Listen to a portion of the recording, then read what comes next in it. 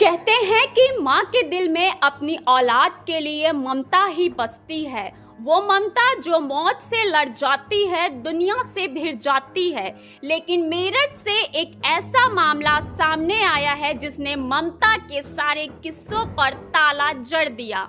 जहां एक ऐसी कलयुगी माँ की करतूत उजागर हुई है जिसने अपने ही बच्चे को ढाल बना डाला, न प्यार में न मजबूरी में, बल्कि अपने प्रेमी को फंसाने और उससे मोटी रकम ऐंठने की गंदी साजिश के लिए।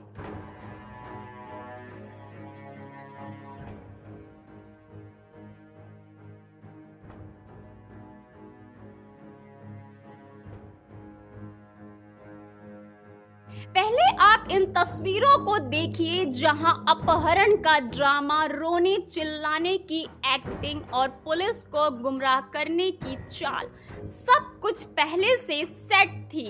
लेकिन जब पुलिस ने पर्दे खोलनी शुरू की तो सामने आई दिमाग सुन्न कर देने वाली सच्चाई। दरअसल मेरठ के सरधना थाना क्षेत्र के दबथुआ इलाके की रहने वाली सोनिया की करीब 15 वर्ष पहले शादी हुई थी, जिससे उसका 10 वर्ष का बेटा है। करीब 10 साल पहले सोनिया का अपने पति से झगड़ा हुआ और वो अपने बेटे को लेकर अपने मायके दबथुआ में आकर रहने लगी।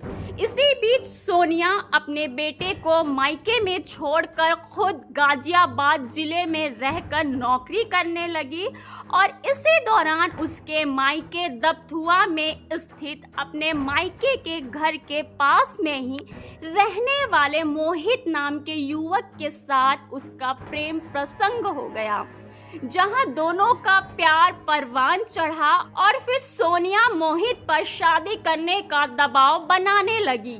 लेकिन मोहित ने सोनिया से शादी करने से इनकार कर दिया और मोहित के द्वारा शादी से इनकार किए जाने के बाद सोनिया उससे रकम की डिमांड करने लगी। वहीं मोहित के द्वारा पैसा ना दिए जाने की सूरत में सोनिया ने पूर्व में उस पर एक मुकदमा भी दर्ज कराया और फिर सोनिया ने मोहित से जेल में मिलकर दोबारा रकम देने की मांग की और रकम देने की सूरत में उससे मुकदमा खत्म करने की भी बात कही, जिसके चलते मोहित के परिजनों ने सोनिया को कुछ रुपए दिए और फिर सोनिया ने अदालत में अपने बयान पलट दिए, जिसके चलते मोहित जेल से बाहर आ गया। वहीं तय की गई रकम का बाकी हिस्सा देने के लिए सोनिया ने मोहित पर दोबारा दबाव बनाना शुरू कर दिया और मोहित के द्वारा ये पैसा न दिए जाने की बात कहे जाने पर सोनिया ने साजिश रचते हुए अपने 10 साल के मासूम बेटे लक्ष्य के अपहरण की साजिश रच डाली और साजिश के तहत अपने बेटे के अपहरण का इल्जाम मोहित और उसके संबंधियों पर लगा डाला। अपनी बनाई साजिश के तहत अपने पूर्व परिचित संजय के साथ सोनिया ने अपने बेटे लक्ष्य को नोएडा भेज दिया और खुद मेरठ के सरधना थाने पहुंचकर अपने बेटे के अपहरण की कहानी सुनाते हुए मोहित और उसके परिजनों के खिलाफ रिपोर्ट दर्ज कराई। वहीं मासूम के अपहरण की शिकायत मिलने पर पुलिस महकमे में हड़कंप मच गया और पुलिस अपहृत किए गए मासूम की तलाश में जुट गई। वहीं पुलिसिया जांच में ये बात भी सामने आई कि सोनिया के घर पर लगे सीसीटीवी कैमरे घटना के वक्त बंद थे और सोनिया के मोबाइल नंबर से संदिग्ध नंबरों पर बातचीत भी की गई, जिसके चलते पुलिस ने अपहृत 10 साल के मासूम लक्ष्य देर रात सोनिया के परिचित संजय के पास से जिला नोएडा से बरामद कर लिया और जब उसे सख्ती से पूछताछ की गई तो सारा मामला खुलकर सामने आ गया। हमको एक महिला द्वारा प्रार्थना पत्र प्रस्तुत किया गया जिसमें उसने आरोप लगाया 4 व्यक्तियों पर कि उसके 10 वर्षीय बच्चे का अपहरण कर लिया गया है। इसका तत्काल संज्ञान लिया गया तो थाना सरधना पर मुकदमा पंजीकृत किया गया और 3 टीमों का गठन किया गया।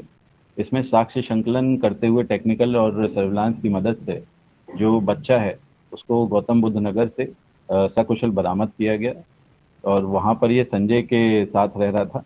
जब इसमें पूरी पूरी अपनी जांच पड़ताल की गई और पूछताछ की गई, तब ये संज्ञान में आया कि जो महिला है, जो कि दपथुआ गांव की रहने वाली है, इसके द्वारा मोहित को फंसाने के लिए ये षड्यंत्र रचा गया था और इसमें पहले भी मोहित को फंसाने के लिए एक मुकदमा पंजीकृत कराया था। और जब इसका बयान माननीय न्यायालय में हुआ था, तब ये अपने बयानों से पलट गई थी और मोहित के ऊपर लगातार शादी का और पैसे का दबाव बनाती रही है। इसमें महिला और उसके साथी संजय को गिरफ्तार कर लिया गया है। वे अग्रिम विधिक कार्य। सोचिए, जिस माँ की उंगली पकड़कर बच्चा दुनिया सीखता है, उसी माँ ने अपने लाल को मोहरे की तरह इस्तेमाल कर लिया, महज पैसों के लिए, एक झूठे बदले के लिए। शुक्र है पुलिस की तेजी और समझदारी से एक मासूम की जान बच गई, वरना सोनिया की ये साजिश न जाने किस मोड़ पर खत्म होती। खैर, अब पुलिस ने आरोपी मां सोनिया को सलाखों के पीछे भेज दिया है और पूरा मामला अदालत में है। लेकिन सवाल पीछे छूट गया है, वो यही, क्या एक माँ का दिल इतना बदल सकता है कि वो अपने ही बच्चों को खौफ के अंधेरे में ढकेल दे? पंजाब केसरी टीवी के लिए मेरठ से आदिल रहमान की रिपोर्ट।